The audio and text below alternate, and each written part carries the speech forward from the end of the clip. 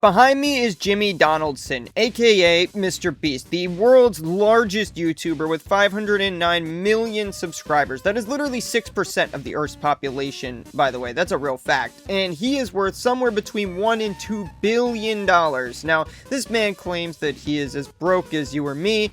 That's obviously probably nonsense. I mean, I highly doubt it. Even if he has most of his wealth in liquid assets, there's no way this man doesn't have any cash. I mean, that would just be an insane way to live. But regardless of whatever his financial status is in liquid currency, I want to get into a video from a few months back about Jacksepticeye having some not so nice things to say about MrBeast, because a lot of this stuff keeps resurfacing and I didn't have a chance to react to it when it came out. So we're going to be doing it now and see exactly what it is that he had to say, because I have my own opinions on the situation that I want to give, because I'm going to be honest with you, I think that MrBeast was both a good and bad thing for YouTube as a whole. Probably more negative for everybody else except himself than positive. But we'll get into that as we watch the video. Let's go ahead and check it out. Please don't forget to subscribe if you find you enjoy the content. Let's go ahead and check out MrBeast and what exactly it is he did to ruin YouTube. Jacksepticeye keeps on taking shots at MrBeast, because whether it be hanging out with Elon Musk right after he was listed in the Epstein files, launching a predatory kids finance app, or... Okay, so the Elon Musk and the Epstein files thing, that was basically a nothing, if I'm not misremembering. Elon Musk, like, there was something that was a little bit suspicious. So Elon tried to say, oh, I never wanted to hang out with Epstein. But there was, like, Elon asking to come to a party, like the craziest party Epstein could throw in a message. But then he didn't actually go because Epstein never got back to him and, like, he just didn't invite him. So I guess, like, technically it didn't happen. But depending on how you want to look at it, I don't know if there was ever any more information on that subject that came up. But I do think that MrBeast, hanging out with Elon, I mean, like, we have no evidence Elon actually did anything, so, like, I'm not gonna hold that over MrBeast. literally any of his other scammy businesses that include use. I should say he didn't do anything, like, action-wise. Obviously, he tried to hang out with them, so let me clarify that. There is evidence of that. Of AI or child labor. As the days go by, we realize that Jacksepticeye was completely right to call out MrBeast as an evil and terrible person. So if you didn't know already, this beef between Jack and Jimmy has been going on for a couple of years now. There's been a lot of stuff with MrBeast going on for a couple of years now. This man had a whole lot of stuff going on. There was the Ava Chris Tyson thing that happened, for example, where there were, like, illicit child images or something like that going on in an inappropriate Discord. Maybe that wasn't quite what it was. It might have been that they were just sharing illicit images in a Discord with underage people in it. And, you know, he did fire Ava Chris Tyson after the whole situation happened. And do some kind of formal investigation into his own company. I mean, there was a whole lot of stuff. Then he went on, like, an Oopaville video to try to clear his name and, like, all this stuff. I mean, people were making a lot of content calling MrBeast, like, a sociopath and everything. At the end of the day, the entire controversy did absolutely nothing to destroy his image, because MrBeast just posted a video a little while ago. He's getting millions and millions of views still. I mean, all of his videos pretty much break 100 mil.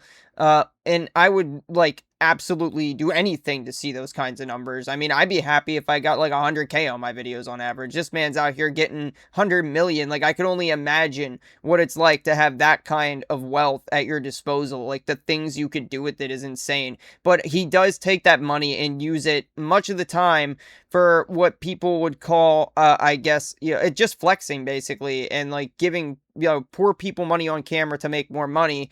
At the end of the day, I mean, I don't want to say, like, the normal term, because this is YouTube and I don't want YouTube to push this video and the algorithm down, but I will say it's definitely show-offy, and he's only doing it, according, you know, a lot of people think he's only doing it for the clicks and views. He's not actually doing it because he cares. I don't have proof of that, but he definitely does profit off of the charitable stuff that he does. And, like, for example, the stuff he did with Team Water, that was definitely pretty scummy, like calling up creators, putting them on the spot, and then, yeah, so what if they have tons of money? You're still putting them on the spot and asking for, like, large amounts of cash, not knowing, like, whether or not they even have the ability to give you that right now or whatever the situation is, and just sort of putting them under the bus at that moment on the phone on a live stream with a crap load of people watching, trying to get them to give money to your charity thing.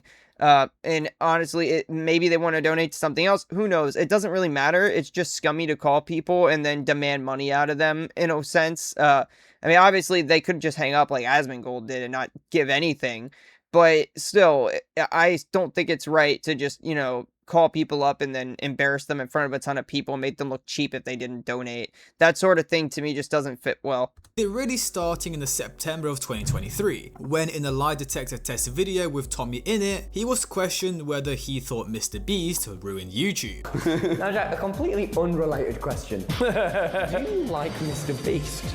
No. Jack, do you think MrBeast ruined YouTube? Yes. Now, in all honesty, Jack, why? Because it became more about views, money, and popularity than it did about having fun. You just don't think you had fun playing Squid Games? You don't think you had fun riding on yachts? Guys, his Squid Game video, MrBeast Squid Game video, I looked at his channel earlier.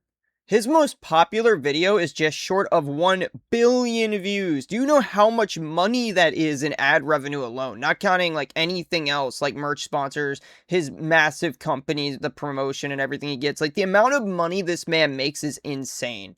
And it really has come down to essentially making YouTube into this, I gotta be bigger, better for the next video. I gotta do things that will actually like outshine all the other people on YouTube. I mean, in a way, Jacksepticeye is totally right. YouTube is less about having fun and talking about the things you like. And there's very clearly still niche circles on YouTube, and some of them still do get significant views if the topic is popular enough, that do get a lot of views or at least some traction and make a living off of it, talking about something they like without having to go overboard and do like ridiculous editing. Personally, I don't like MrBeast, at least his touch on YouTube, not so much because of just like, oh, you had to put all this money into it, which basically means for the normal person, if you don't get like a massive financial backing, because let's be real, most people don't have that kind of money, you're not going to be able to compete with these massive channels. You're better off as a normal individual just not even trying to do that in the first place. But what you basically get from all of this is not even just the, oh, flex all your wealth to get views thing. That's been happening, probably even before MrBeast. MrBeast just revolutionized it. But, people were buying like Lamborghinis and stuff and making videos with them and stuff and all that to get views. And it did work for a lot of these channels and stuff. So I can't say like he is the only person to really do this sort of thing. He just took it to its logical extreme. In Africa, I don't know. If he had fun doing those videos, they'd be longer. We'd see the fun. Ooh. Thought you were going to get me with that one, didn't you? Now, Jack definitely has a good point. Him and other OG YouTubers such as DanTDM and Markiplier were part of the gaming YouTube golden age. They'd set up OBS with their trashy webcams and record themselves playing games for hours, and it was some of the best entertainment millions of kids across the world had in their childhood. I didn't really grow up on Jacksepticeye, but I did grow up watching PewDiePie. And when I first started YouTube like 8 years ago, not on this channel, I have another channel that I started it's much bigger than this channel, and then I like let it die, and this is like a new thing that I wanted to do, but that's beside the point. When I first started doing YouTube, the way that I got into it and started getting the traction I got as quickly as I did is because I listened to PewDiePie's advice back then when he made what were literally framed as fun, stupid videos talking about how YouTube's algorithm changed up and how you could take advantage of it. And I realized at that time, for example, he had a video on watch time. And I took that to heart watching it, and I was very entertained watching it, and I was like, okay, so I just have to make sure people stay and watch, as much of the video as possible, and making the videos back then around like 20 minutes was around the optimal length, and making sure the content was good, and getting them to watch other videos from you. This ultimately still matters and still works, but that's how I figured out how to get the channel off the ground. And when it comes to, the channels I liked back then, Yeah, most of them were channels like PewDiePie and other niche creators that weren't doing these massive high budget productions. And I'm sure that a lot of people felt the same because back then YouTube just felt more real. Nowadays it feels very corporate, very media, and everybody out there just seems to be trying to do whatever they can to make as much money as possible. They're not actually enjoying themselves. And I say this a lot to my wife when I'm talking about what videos I want to pick to make on YouTube. If I'm not having fun talking about a certain subject, I know that other people watching the video are not going to have fun watching that video. So I at least need to be able to enjoy or feel some sort of passion about what I'm talking about if I want the audience to also feel that way. And I think that that is ultimately the most important thing that you could take to heart when making YouTube content. About fancy setups, crazy editing, or giving away millions of dollars. Literally dudes playing games in front of their computers. Then MrBeast came into the scene, doing these ridiculous challenges, basically making people suffer for money and views. And you can tell Jimmy took this one to heart, as his response was pretty long and heated. So he replied on Twitter, "So I ruined YouTube because I didn't buy a mansion and a sports car, and instead reinvested my dollars into making content." No, that is actually deflecting the point. Your content is entirely based around giving away the things you just mentioned not having. It doesn't matter whether or not you bought them. First of all, there was a whole other thing where this was brought up a few months ago about MrBeast, actually he does spend tons of money on things he just doesn't like understand apparently because he's so far off Earth. Like, oh, I got like a $50,000 refrigerator or something, stuff like that. I don't remember. It was like some really dumb things back that were talked about where he really does live a luxury lifestyle. He just acts like he doesn't. I don't know the truth behind it. I don't know the guy's personal life. That's just what I heard in videos. For all I know, it could have been complete nonsense, but that's not the point. We just saw MrBeast standing in front of cars that cost as much as a house. And there was a fleet of them. And he probably was giving those away in a YouTube video. How many people that are individual people with normal jobs who have any sort of, drive to want to attempt to do YouTube? The biggest thing on YouTube is MrBeast. They're going to see people like him or him, and they're going to be like, okay, so if I want to get big on YouTube, I have to do these crazy giveaways, these crazy luxury sorts of things. I have to take, my year's pay and put it into a video. And, even then it won't be good enough because everybody's seeing MrBeast do multi-million-dollar giveaways. When they see this sort of thing, you're still flexing your wealth because you bought all that to give away. At the end of the day, it is a flex. Yes, you help people by giving them these things. That it's very nice of you to do that. But you are still flexing, at the end of the day, millions of dollars worth of wealth. Whether you're giving it away in cash, whether you're giving away an island, whether you're giving away luxury cars that people in their lifetime could never afford to own, whether you're giving away mansions, all of that stuff, it doesn't matter. The way that you ruined YouTube was not because of the fact that you bought those things for yourself. It's because of the fact that you flaunt them in your videos as you hand them out. Like, for example, his second most viewed video, I think, was the $1 plane versus like $1 million plane or something like, I don't remember what it was, or $1 billion. I don't remember. It was some video, these types of videos where he does these comparisons of like super cheap thing versus absurdly expensive thing you'll never experience in your entire life. And that sort of stuff is very outside the accessibility of the normal person who wants a shot at doing YouTube. And there is a reason why the word "you" was in YouTube, and the slogan used to be "broadcast yourself."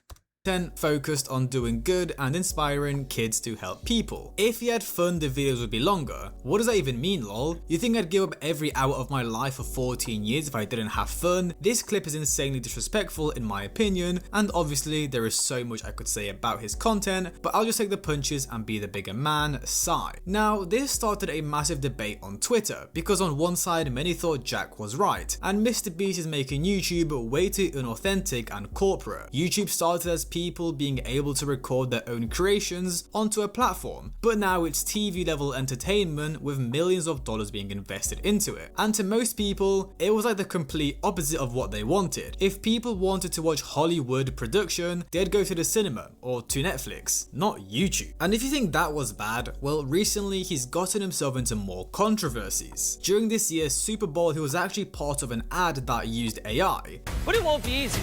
Good news, you have Slackbot, the powerful new AI from Salesforce to help you decipher the puzzle. More specifically, Slackbot, which is pretty much like an AI assistant that is probably going to get more people laid off from their jobs. And Jimmy would then also get a lot of backlash for promoting and supporting Elon Musk. I mean, the AI thing, I'm not gonna like go in super hard on that because everybody's using it regardless of if you want to or not. It's like baked into your phone at this point, and you know the amount of people using it. Do I think AI is going to be the downfall of the human race, or at least our economy here in the US? Yeah, probably. It probably will be. It's already taking jobs from people. Granted, it doesn't always do the best job, but it is still taking people's actual livelihoods away. And there is apparently a lot of water or something being used and ruined for these plants for cooling. I don't know the whole story. I'm not super huge into the AI thing.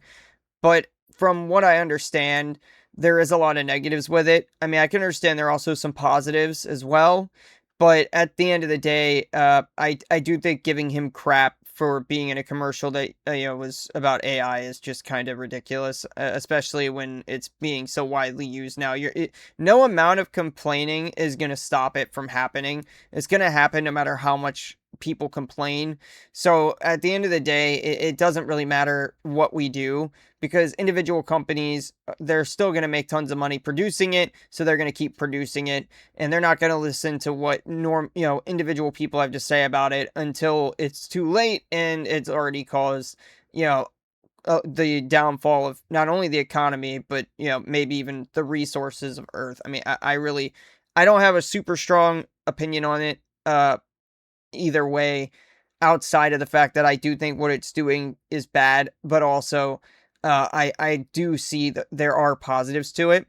But I also don't like that if AI gets to be strong enough in the future, I really do believe there could be like some kind of Terminator thing that happens where it just takes over and just destroys the world. Even after he was named in the Epstein files. I even just saw on Twitter he was promoting Elon Musk's Neuralink, which is exactly what you think it is. Which is a computer chip surgically implanted into the brain, enabling people like Nolan here to reconnect to the world. But wait, what's wrong with the Neuralink thing? Like, I've seen, like, I don't love it in the sense that Elon Musk was talking a while back about making it so everybody could upload their thoughts and emotions to like a cloud and you could experience everybody else's thoughts and emotions. I think that's the most ridiculous thing you could possibly do. Why would you want to experience the pain of millions of people at once? That just seems ridiculous to me. I think that would just destroy, so many people right then and there. It's like, I just can't imagine that. But I do think that if you don't connect it and make it so people can share their thoughts like that, make everybody interconnected through some kind of hive mind, being able to like control screens and stuff if you're paralyzed and move your wheelchair around and all that stuff, if you have no hands to or anything like that to use, if it makes your life easier and it helps these people who have no control over their bodies out, I think it's overall a good thing in the medical terms, or a medical sense. I mean, I don't see a problem with that. You were paralyzed from the neck down. Yeah, and for about 8 years, I was trying to find some purpose in my life. And then you got Neuralink, and what has that changed? Anything anyone can do on a computer, I can do. And he literally does it by using only his brain. A brain implant technology designed to link the human mind directly to computers. The device enables users to move a cursor or even control robotic limbs using only their thoughts. Now on paper, I guess this sounds pretty good. It allows disabled people to regain movement and communication. But if you're asking me, this is a bit too far, because this isn't AirPods or an iPhone update, this is your brain. And when you promote something like that, especially to an audience full of teenagers who already idolize Elon Musk like he's Iron Man, you're normalizing the idea that plugging your mind into a corporation's hardware is just the next cool thing. Honestly, this makes me feel hella uncomfortable. reasonable, because at the end of the day, you're giving a private company access to signals coming directly from your brain. Once they put a chip in your brain, what would stop them from rewriting your memory, implanting false memory, mind control you, or just press a button to fry your brain? Yeah, this could go very wrong. Hey Patrick, you forgot to pay your taxes last year? We're shutting off your ability to speak. Have fun. I mean, what if this Neuralink gets hacked or something? Like, that would be genuinely insane. And we're not done yet, as around the same time, I mean, that's true, but I don't think we're like even to that point yet. Like, can they do that? Like, I don't know. It seems maybe in the future there's a possibility, but like, I don't know, man. I think that it does have some positives. So, like, if you're helping like paraplegics to be able to control robotic limbs and use computers and stuff, I don't see anything wrong with that. But I do think that like giving the average person the ability to easily get one of these implants and use them like that, yeah, I would say that's bad if like everybody were to get a chip in their brain. I mean, that basically takes that South Park episode where Cartman gets the chip in his brain and is like uploading directly from his brain to Twitter, and makes it real life. I do think, and you know, like the NSA was like spying and whatever. I do think that that would be bad. Of course, that's definitely not a good thing. But I don't think we're there yet, and I do think that there is positives to this as well. Again, it's pros and cons to it, and not everything is just black and white. It is freaky though, the idea, especially of having everybody share their thoughts and having companies have access to your brain and everything. I think that's actually a bit ridiculous if that were to happen. And maybe it can, I don't know, but hopefully it doesn't go there. I know I would never get one of these implants. And I don't think most people would. I think most people would be averse if they're not like already a paraplegic and just desperate to be able to walk again or something.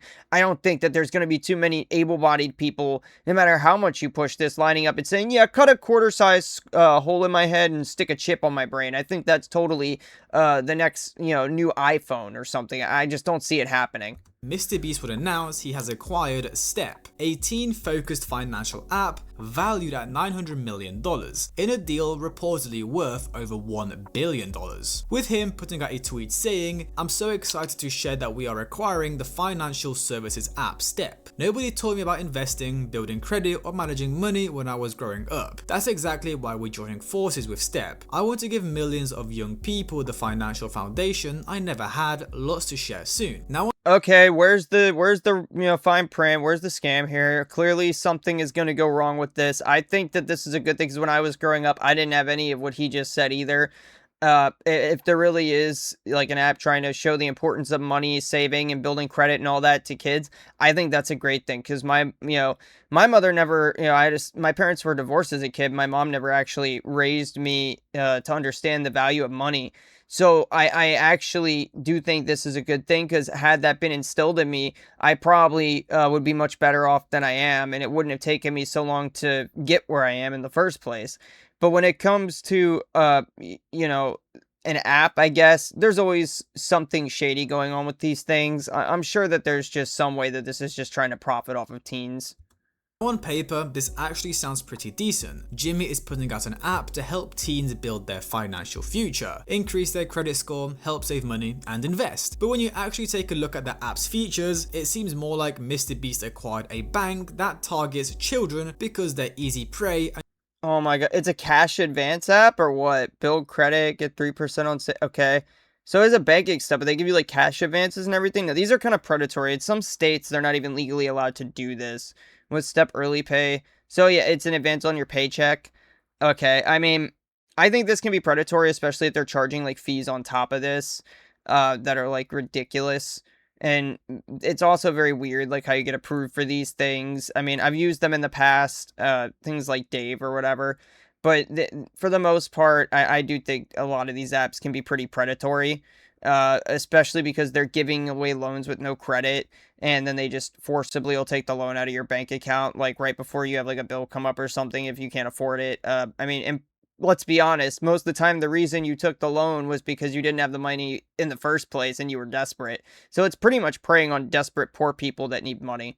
And you can give them credit cards and loans at 30% APR. Now, some fan on Twitter would quote tweet this saying, "If you said this guy was evil like 2 years ago, people would try to drone strike your house." And Jacksepticeye quote tweeted that, with the yikes emoji. Once again, trying to prove to everyone that he knew MrBeast was evil all along. There's a reason he bought this app for $1 billion, to make profit. Trust me, he's not doing this out of the kindness of his own heart. Some people are saying that Jimmy buying a bank whose main product are payday loans targeted towards the youth sounds predatory. But when has a beloved creator with a Minecraft channel ever turned out to be a predator? Besides, if there's one thing I've learned on the internet, when an influencer starts up a financial service with a big focus on cryptocurrency, it's definitely not a scam. Personally, I'm excited for the next phase of... Yeah, Logan Paul, he's got a few of those scams.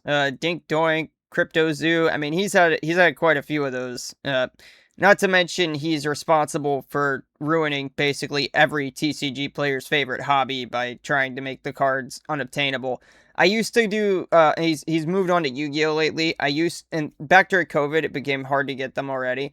But I used to buy Yu-Gi-Oh! Cards a lot and I actually sold them for a while. Now if I want to get Yu-Gi-Oh! Product, unless I want to order like a case from a distributor, there's no local places near me that like ever have any product in stock because the scalpers just come in, buy the sealed product, take it on the internet and just resell it. And a lot of the times they'll weigh the packs, which is where they go in and like take really with Yu-Gi-Oh! It's a bit different, but with like other trading card games, you can like weigh the packs, I guess, to figure out which ones have the holographics in them that are worth money. In the case of Yu-Gi-Oh! There's like a certain amount of chase cards per case. So they'll just open boxes till they hit the chase card for that case, sell all the singles worth money, and then sell the sealed product that they didn't open yet out of that case to make more money. And really, that it's scummy behavior, but that's what they do. And it's ruined a lot of, like, if I want to go buy like a single pack or something or a couple packs, just see if I could pull something just to have some fun or whatever, maybe get a decent card, make a little bit of money to sell it back on eBay or whatever. Or if I want it for like a deck, because I legitimately play the game, you know, I can never find product in stores. Like Walmart literally has Yu-Gi-Oh! Cards now up by customer service because so many people were stealing Yu-Gi-Oh! Cards. And a lot of Walmarts just stopped carrying it because of theft and because of people just scalping them out. It's ridiculous. Target is now taking Pokemon cards, and Logan Paul is ultimately responsible for the Pokemon card thing as well, where they're basically taking like these boxes now, and they're just like cutting the saran wrap on it, so resellers that are scalping them can't resell them. And honestly, that's kind of insane that it's come to this point. Of MrBeast challenge content, single mothers versus rising interest rates, guy who financed a Hellcat he can't afford versus repo man with tow truck. Could you imagine defaulting on your mortgage with MrBeast? They just show up to your house, repossess it, and immediately start giving it away for YouTube videos. And shout out to that guy, Lewis Spears, because this whole video he made on the app was hilarious. Like, are people seriously going to put their hard-earned money into the hands of a dude called MrBeast? And recently, Jacksepticeye has also been very vocal about the direction YouTube is headed in. YouTube CEO Neil Mohan says users will soon be able to use AI to generate shorts using their own likeness. He added that over 1 million channels used YouTube's AI creation tools daily in December, to which Jack would quote tweet saying, I hate AI slop videos on YouTube so much. Every time I see one of them, I just scroll past. I cannot stand it. There is no soul in it. It feels like you're watching an uncanny valley sort of thing. And usually, like, the facts are either half wrong, the images are wrong. So much of it is just wrong. It is like the worst content that exists on this platform right now, in my opinion. I'm tired, boss. Now think about that for a second. AI is generating content using your face, your voice, and your identity. For someone like Jack, who built his channel on his own personality and energy, the idea of AI generating videos using your face probably sounds very disturbing and very, very authentic. Actually, there is one type of AI content that I do find quite funny. And it's the content where they take like certain like slop creators and put them in like unrealistic situations where they're doing like really stupid stuff, like Don P. Bongwater, for example. I find that content extremely funny. And I know it's not as simple as just sit down and like, you know, tell the AI to make this. Yeah, I've seen his live streams where it's actually like kind of a pain to make that content. And it does require some level of skill. But for the most part, 99.9% of AI content on YouTube is straight garbage. Because it completely shifts the focus away from creativity and more towards automation. Instead of asking what cool video can I make today, it becomes more about how many videos can I produce this week, how much money can I make, how efficiently can I scale, and how can I optimize. Because for MrBeast, that's the kind of environment he thrives in. He wants the best packaging, retention, thumbnails, pacing, editing, whatever. So when YouTube leans further into the AI tools and automation side of the company, it naturally favors people like MrBeast, not the authentic creators such as Jacksepticeye. And this isn't the first time Jack has spoken up about AI specifically. When MrBeast launched ViewStats, it included an AI thumbnail feature that could generate thumbnails based on other creators' channels and styles. I remember this, and it was using, AI to generate the thumbnails, and it was just copying, like, precisely what other YouTubers put on their thumbnails. And don't get me wrong, YouTubers do this anyway, but the AI was doing it, like, to an exact T without doing any sort of changes to it at all.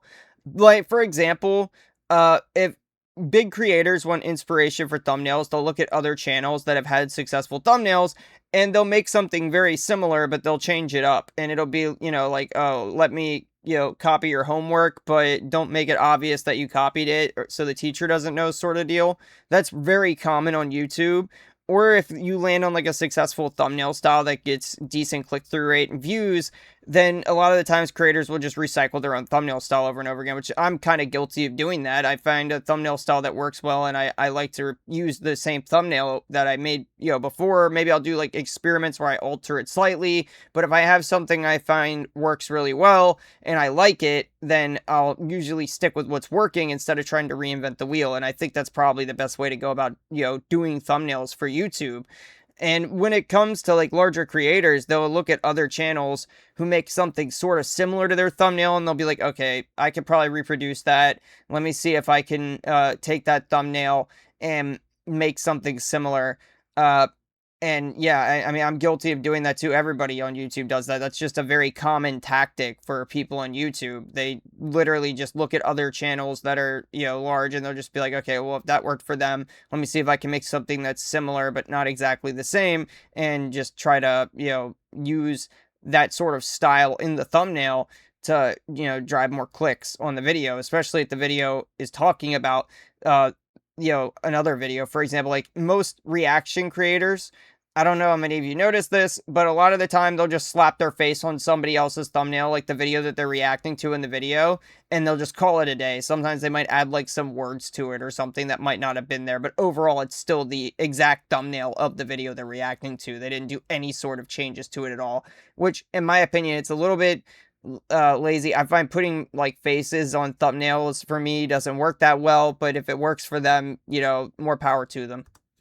There's a new way to make professional looking viral thumbnails with zero Photoshop experience. And the best part is, this new method works in every niche. Whether you do gaming, cooking, beauty, this works for all of them. That literally cannot be true. Thumbnail styles do not work identically across all niches. That is just flat out false. That is just the worst advice I've ever heard. And I don't know what MrBeast knows about the beauty niche. Last I checked, he doesn't have any stake in that. I don't know how he would know that. But I'm fairly certain that you gotta, create thumbnails that are individual to your niche, or people are not gonna click. Like this channel we're looking at for Ryan Trahan or whatever, I don't watch him, but clearly he has like, a style of thumbnail where he puts his face in front of like certain things or in certain situations, and this works for him in the niche that he's in.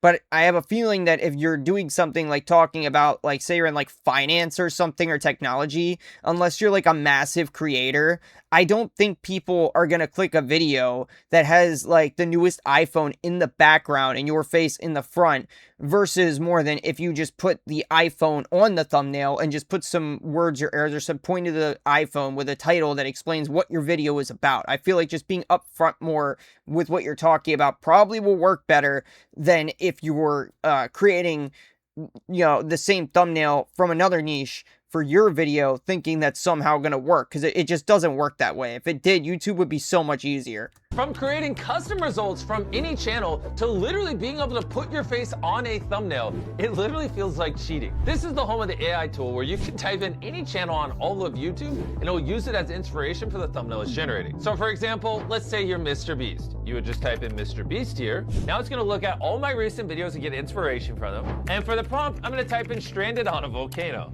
And there you go, we now have a thumbnail with me dangling on the side of a volcano. I was just checking real quick to see why the quality was so bad on the video right now. I guess it's just the video itself, because I don't know, it's already at 1080. I'm very confused. It just looks really poor quality to me for some reason. Sorry about that, guys. You know, this is perfect for inspiration, and if you do a couple iterations with the system, this is how you can literally generate your thumbnails going forward. And as usual, Jack called this out. What the actual F? Yeah, it was just the video. That explains a lot. Also, what is the channel with the One Piece profile picture? I'm kind of curious. I don't know who that is, but I like One Piece. If it's about One Piece, I kind of want to figure it out and go watch it. And he used my logo in the promotion for it too. I hate what this platform is turning into, FAI. The tool was marketed as a way to help smaller creators level up their packaging, basically letting you plug in a channel and generate thumbnails inspired by what they've already put out. But not only was this stealing people's work, but it's taken jobs away from real thumbnail designers. There are entire communities of freelance designers whose full-time income comes from making thumbnails for creators, only for them now to be replaced by a tool MrBeast made, which definitely breaks some form of copyright law. That's true, but like, I feel like if you're a creator on YouTube, you should know how to make a thumbnail. I make all of my thumbnails. It does not take me that long. I spend maybe like 5 minutes making a thumbnail. I'll usually make like 3 or more, and I'll do it in a span of like 15-20 minutes. And generally, like, maybe my thumbnails really just aren't that complicated to make in comparison to some other people's thumbnails. But really, I feel like if you're doing YouTube, you should know how to do your own thumbnails, and you should figure out how to streamline that process. Paying for thumbnails to be designed for you, like, I get it, like, outsourcing your channel's work, like, people pay editors and things like that. Like, I understand doing that to save time. But personally, I just feel like I wouldn't be one to pay for something that I know I can do myself in 5 minutes. I'm just not that lazy. Now, Jimmy would actually apologize for this and remove the feature. He posted a statement saying he missed the mark, that the AI thumbnail tool would be pulled from view stats, and that it wouldn't be available going forward. How's it going, guys? A week ago, I launched an AI thumbnail tool to help small creators make better thumbnails, and I thought people were going to be pretty excited about it, but I definitely missed the mark. If you open up Twitter, you know what I'm talking about. And so I read all your guys' feedback, and I've been thinking a lot about it. And so we just enacted some changes that I think you guys will find positive. And so going forward, there is no AI thumbnail tool. Anyone from now on that signs up for ViewStats Pro, there will not be the AI thumbnail tool. It just doesn't exist. We pulled it down. And on top of that, I wanted to go one step further to really show artists out there that I care. If you go on viewstats.com, under our more tools section, it will say hire thumbnail artists. And if you click that, it'll take you to a page of artist portfolios where you can commission a real thumbnail artist to make you a real thumbnail. So I have an even better idea. How about you just show small creators who don't have a budget how to make a thumbnail? How about you just upload like a course on how you could properly make thumbnails? It's really not that difficult. Like, there's apps out there you can use.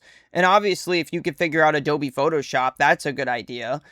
It's not as difficult as it's laid out to be. Like, anybody can learn how to do it for the most part. I feel like if you actually gave like some instructions on like general basic ideas and like things, I think PewDiePie a while back actually had made a video quite literally showing how to go into Photoshop and make a proper thumbnail back in the day. Obviously, the thumbnail meta has changed. It's not the same as it used to be back then, but it is a very instructional video on how to make a proper thumbnail. And I think something like that on ViewStats would have been a much better idea than AI, or even sending people over to pay somebody else however much money to make something when they could make it themselves. I feel like if you can teach somebody to do something, and give them that information to use themselves, that benefits them a lot more than saying, oh, you could just go pay this guy to do it for you.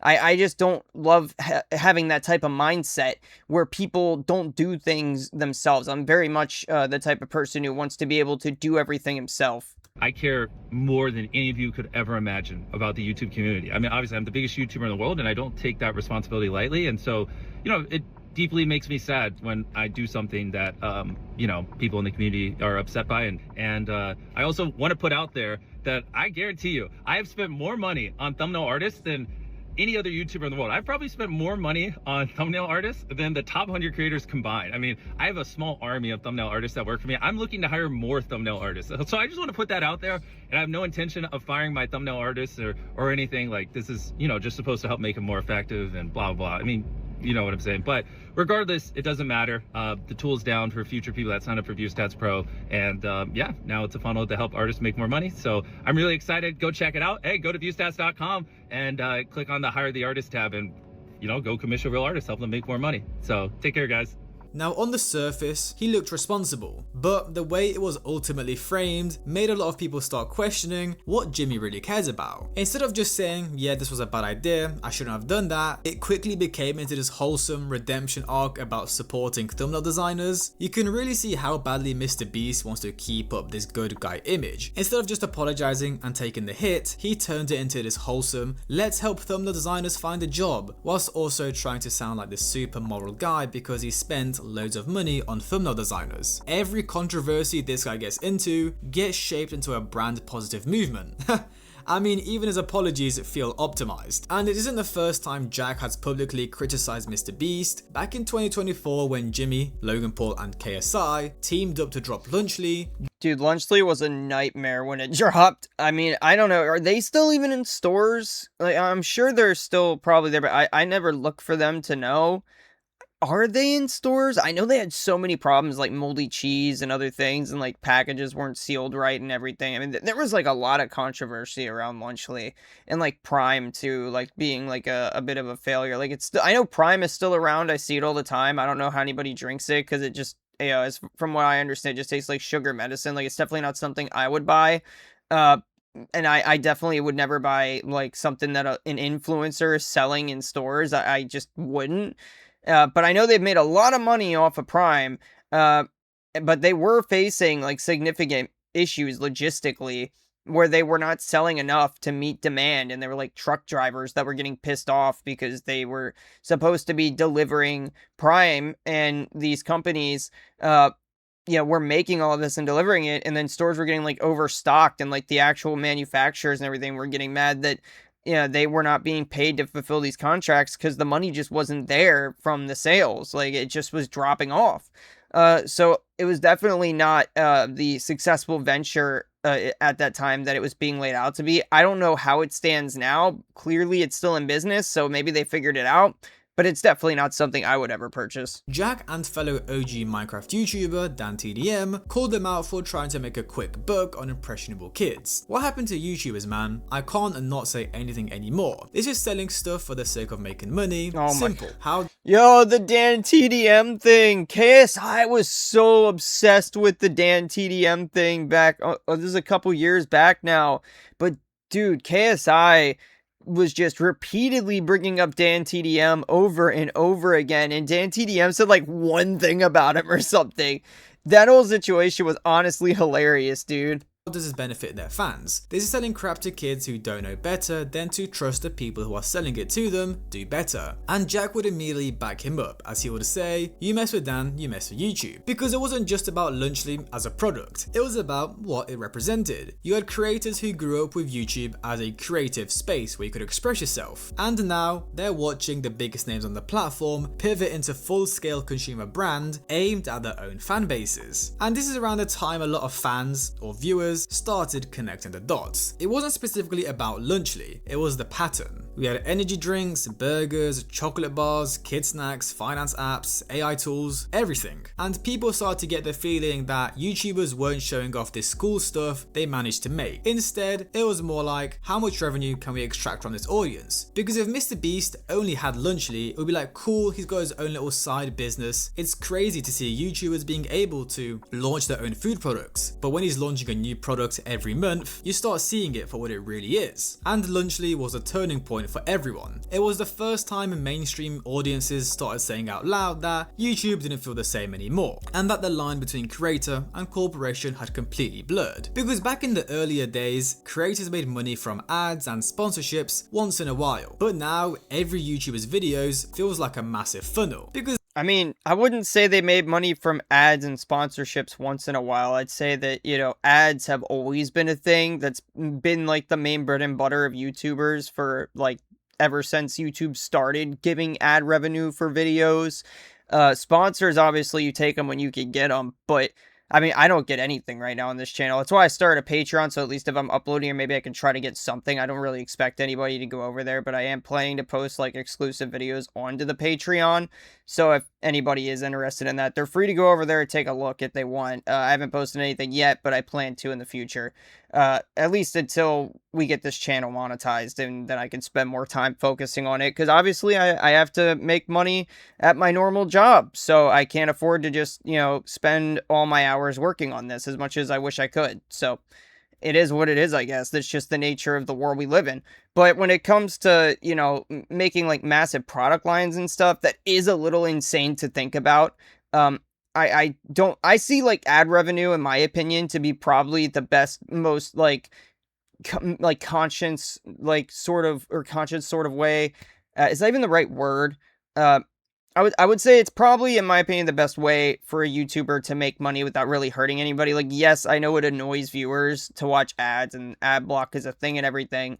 But if you want to get paid for the work, at least like nobody is being forced to buy anything. And the only people spending money in that situation, for sure, if the viewer isn't buying anything, is the company trying to market their product. So I see that as a win, because at the end of the day, the YouTuber is making his money off of big companies. Same thing with sponsorships. And if you do choose to buy something, you are getting a product out of it at the end of the day. So it's not like you're getting nothing for your money. When it comes to something like, Lunchly and stuff like that, where you're selling a food product and stuff, like food business, it's got a lot of regulations for a reason. I kind of see it in the same light as like supplements and stuff, where like you could be selling something a bit sketchy, and you may end up making somebody sick or something. When it comes to selling something that people are going to be consuming, the last place I'd want to get that from is from an influencer or the world's biggest YouTuber, any YouTuber really. I just, unless maybe, if it was like Nick DiGiovanni or something, I don't know. I guess if he's selling a food product as a chef, his name's on it. That's kind of like his entire reputation there. But somebody like MrBeast, who his entire brand identity is not focused around like food, then I could see that being a problem, because he just, even if it flops or has problems, that's not going to affect his main source of income, which is his massive YouTube channel. If somebody like Nick DiGiovanni or something were to make a food product and it has a bunch of issues, that's going to negatively affect his main channel, because it's going to affect people's trust in his cooking abilities in a way. So I could see that being an issue. I still personally probably wouldn't buy it, but I would feel better about buying from like an actual well-known and established food creator who's been around for a long time if they're selling something edible, because they know like food standards, I would think, more so than somebody like MrBeast, who quite literally uploads videos like what you see right now on the screen, where people are in like a spiky run. I don't even know what video this is, man. But at the end of the day, I just wouldn't buy any food influencer products at all. Because let's be honest, anyone above the age of 11 is not eating this crap. I mean, let's look into MrBeast's other businesses. Feastables, apparently a healthier alternative to Hershey's because it had 1 gram less of sugar and 10 fewer calories, pretty much comparing trash versus garbage, with YouTuber Agnesly accusing MrBeast of indirectly supporting child labor in the production of his chocolate bars. That MrBeast is using child labor and slave labor for his chocolates today, and has been since late 2023. When Feastables first launched in January of 2022, if you went into their FAQ, their frequently asked questions section, they proudly displayed that they were child labor free and slave labor free. As a matter of fact, in April of 2023, they doubled down and they added to their list of main menu options this option that said we're slave free. And if you clicked it, it had an entire dedicated page talking about how they were free of slave labor and child labor. But just a few months later, in October of 2023, that main page item that said we're slave free, that was removed. In addition, in the frequently asked questions section, that stuff about being child labor free and slave labor free, that stuff also disappeared. Later in May of 2024, and even to this day. Yeah, they also changed the recipe on this, if I'm not misremembering. I actually did, I know I just said I wouldn't buy because I wouldn't, but I was given a mini Feastable bar at one time, and it wasn't that long ago.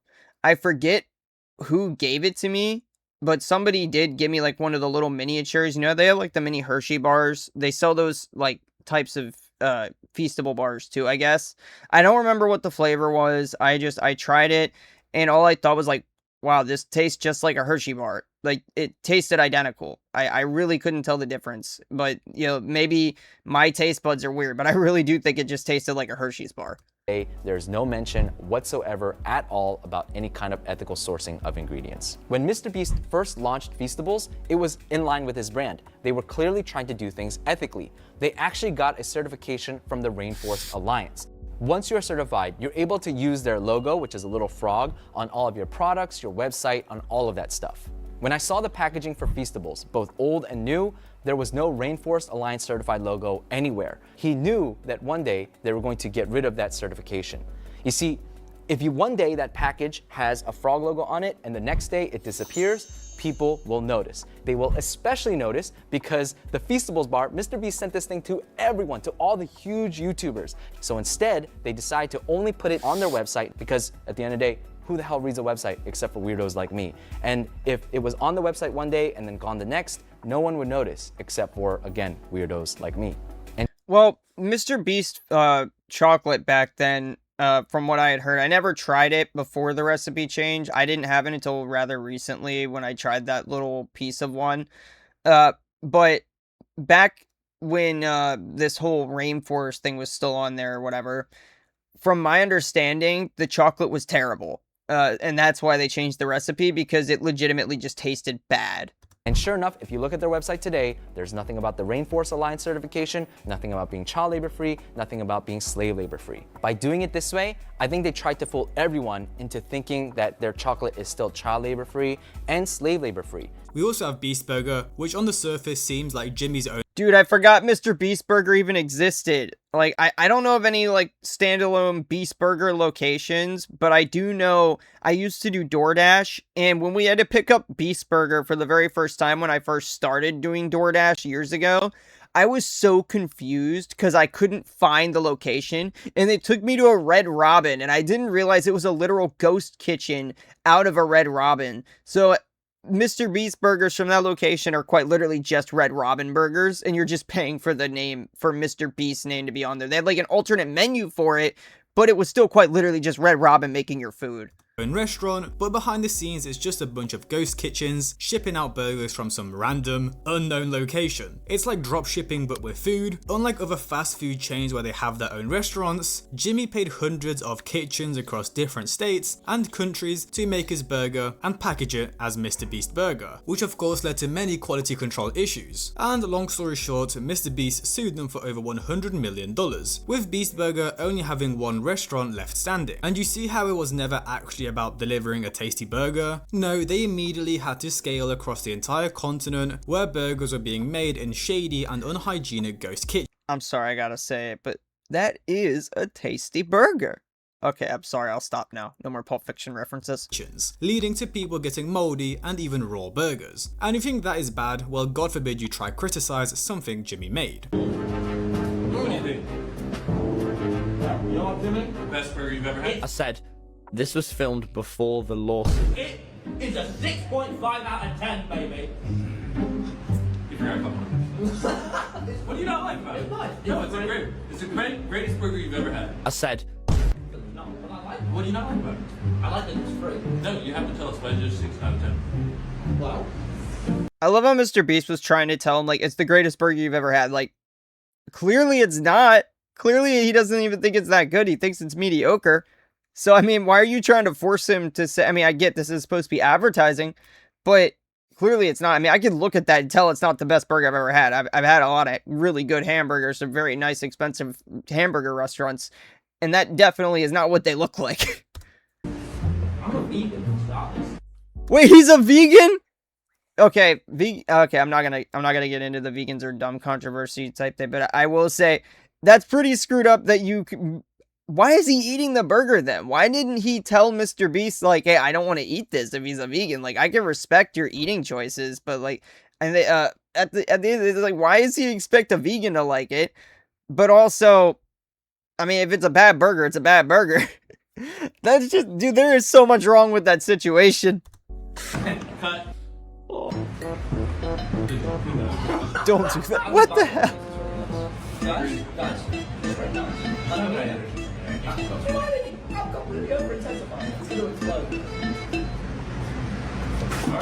You can see the exact moment I realized that my jokes are not landing.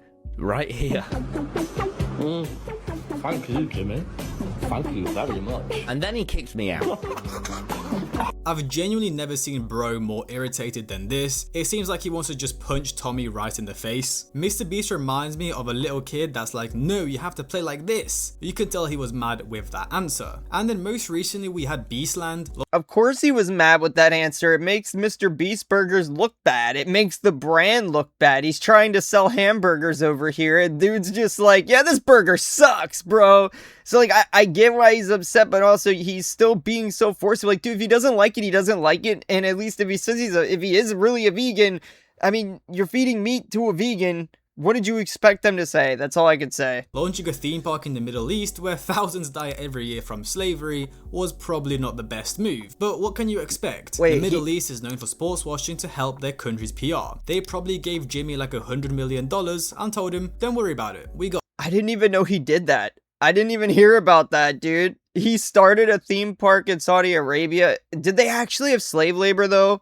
Like, were they actually using it for the theme park? I wouldn't be shocked, because there's a huge slave labor issue over there. They have, like, work camps and stuff in Saudi Arabia. But if that's true, dude, that's crazy. That's kind of messed up if that's true. Hopefully that isn't true. I'm gonna hope and give the benefit of the doubt that MrBeast isn't using slave labor for a Saudi Arabia theme park. Got this. And just overall, the most annoying thing about MrBeast is how he tries to seem like the nicest, most relatable guy on the planet, and that he's always helping out. Like, personally for me, the most annoying part about him is how he always tries to make it seem like he has no money. He'll do interviews and be like, well, actually, I have less money than everyone watching this. No one ever believes anything I say. So, I mean, because they're like, you're a billionaire. I'm like, that's net worth. I have negative money right now. I'm borrowing money. That's how little money I have. Technically, everyone watching this video has more money than me. I highly doubt that. I highly doubt it.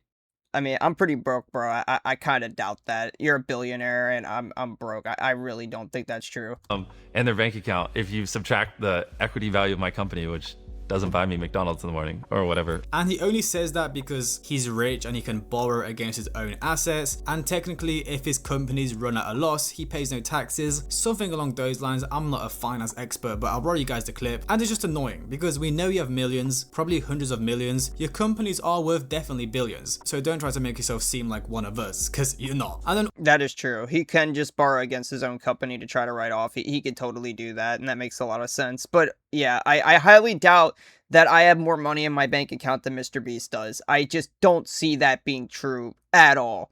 I mean, there's no way this guy's not at least keeping like $1 million in his account somewhere. Like, maybe not all in one account, obviously. Most accounts aren't insured for that. But like, he's definitely got money in his accounts. I do not believe that for a second. I would love to see him prove that somehow. Obviously, I don't think it's like, I don't want him to have to go get like personal bank records or whatever and like show everybody.